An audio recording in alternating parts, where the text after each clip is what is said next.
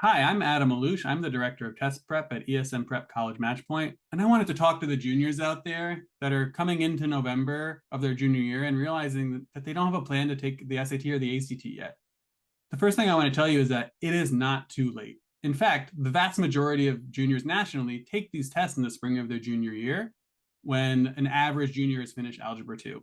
And so if you don't have a plan yet, now is the time to get started, but you are by no means behind. You are still going to have 6 to 8, maybe even 9 opportunities to take these tests before applications are due your senior year. Now, what's the best way to get started on the test prep plan? The best way is always to take full length diagnostics of both the SAT and the ACT.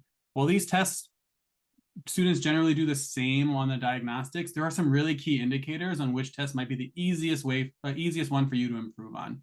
Maybe you don't like the timing of the ACT and you couldn't finish half the test. Well, that's a really easy way to show that the SAT is the right test for you.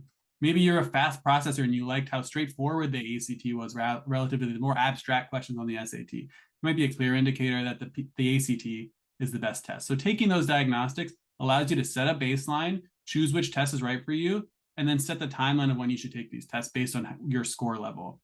A lot of you, if you take diagnostics in November, will be looking to take your first test, maybe the February ACT or the March SAT. And if you start then, you can take the February ACT, April, June, July, September, October. That's so many tests for you to be able to take before applications are due. If it's the SAT, you can take March, May, June, August, October. That's 5 tests that you're able to take. So you have plenty of time to do this.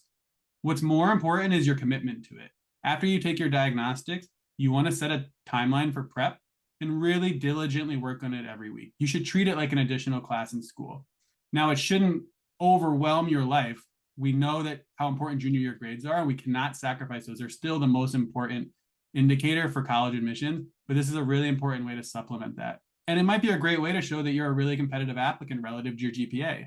If you're a B student who's taking better classes, more rigorous classes, and is getting better grades than they did freshman and sophomore year, getting a great test score that is higher than your commensurate cumulative GPA shows that you're on an upward trajectory, that you really can do this. It's the same reason why we help students with AP exams. It just shows that you're more ready for college and maybe your cumulative 4-year GPA is, and because of the lower freshman and sophomore year GPAs.